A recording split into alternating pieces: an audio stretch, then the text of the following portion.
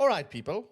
We all know that Muslims hate dogs, okay? Sure, Muslims can hate whatever they want. It's perfectly fine. But that's not where the penny drops. When Muslims hate something, then they also want you to hate that as well, or at least respect it enough that you give up on those things as well, whether that's bacon or eating in public during the month of Ramadan, or you don't like people praying in the streets, just like that. Because Muslims hate dogs, because their prophet hated them, because I don't know, he was scared of them. We actually don't know. It is a great mystery in Islam.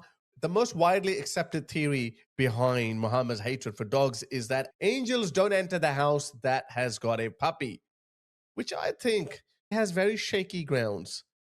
Because as the story goes, some Jews asked Muhammad some theological questions.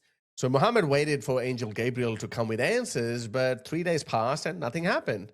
And then on the fourth day, when Muhammad actually got the help from someone who was 3 days away or 2 days away or whatnot, Muhammad said, well, Angel Gabriel came to me, but he said he couldn't enter the house because there was a little puppy roaming around. So it's entirely possible Muhammad made that story up just to save face in front of the Jews, because Jews were like, why did you have to wait 3 days? Oh, I had to wait 3 days because there was a little puppy running around. Oopsie, sorry, that's why I couldn't come up with the answer straight away. Anyway, so this is the reason why I reckon this is not the true reason. There could be something more sinister behind that. Maybe Muhammad was bitten by a dog when he was a kid or something. He hates dogs because he actually revised his position on dogs quite a few times. So he once said, I heard the messenger raising his voice and commanding that dogs be killed, and dogs were killed, except for hunting dogs or dogs kept for herding livestock. Initially, Muhammad said all dogs be killed. And then some hunters came in and said, well, Muhammad, we need them for practical reasons. And then he revised his original commandment to this, that all dogs be killed except for hunting dogs or dogs kept for herding livestock. And then there is another hadith. God's messenger Muhammad ordered us to kill dogs, and we were even killing a dog which a woman brought with her from the desert. Afterwards, God's messenger forbade us to kill dogs, saying, confine yourselves to the type which is pure black and has 2 spots, for it is a devil. Muhammad was making these things up as he went along, because that indicates that he had a deep traumatic experience with dogs. That's the reason. The other reason that he made up, to shut up the Jews who were asking him theological questions, I don't buy that. So anyway, Muslims don't go into details. All they know is that if you have a dog, then an angel is not going to come to your house. That's why they hate dogs. And this hatred is not just confined to keeping a dog as a pet in your house. It extends beyond that as well. So there are some common beliefs that the saliva of dog is dirty and disgusting, and you can't pray if you touch a dog. So there is a whole bunch of reasons for Muslims to hate dogs, okay? Now that you understand that, let me tell you why this Islamist jihadi woman from New York said this. Finally, New York City is coming to Islam. Dogs definitely have a place in society, like the hunting dogs, because that's what's allowed by Muhammad, just not as indoor pets, because angels can't enter your house. See, it's a purely theological reason. There is no other reason for this woman to hate dogs.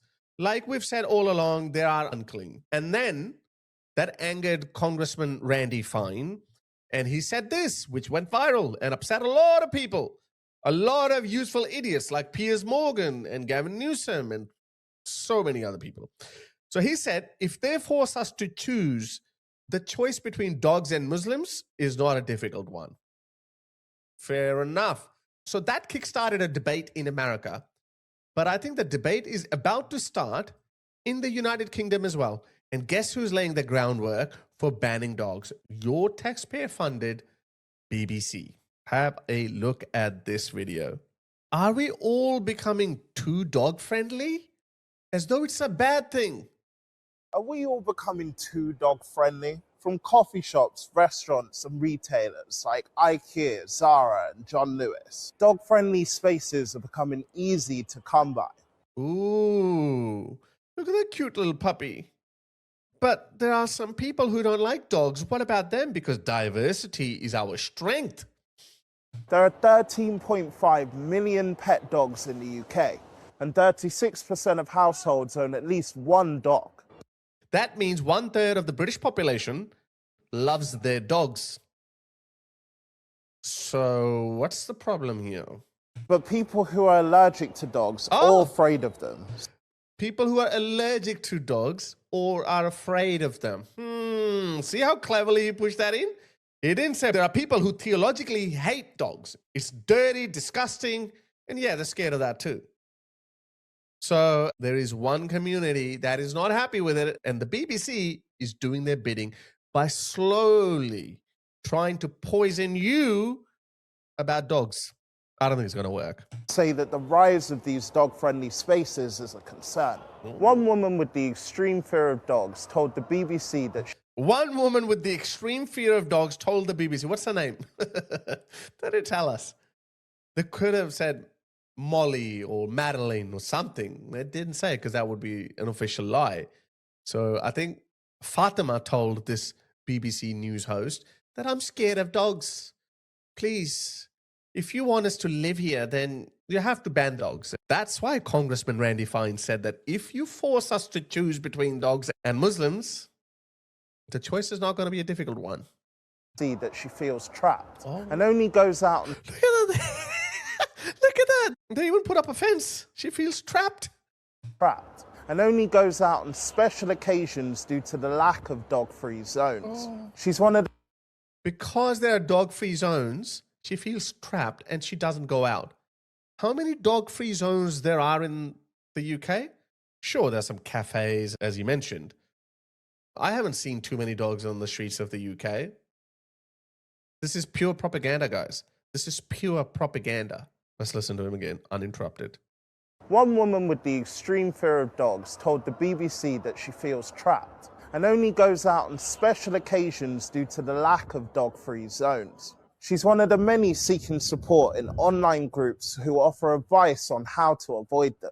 But a coffee shop owner whose brand is underpinned by the dogs says that they're part of the family. What do you think?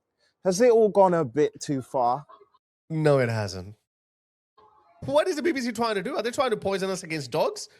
Because they keep showing us cute photos of cute dogs. So I don't think that's going to work out. But anyway, that's what they're trying to do, guys. They're coming after your dogs. So let me ask you this question. What do you want more in your country? Dogs or dog-hating people?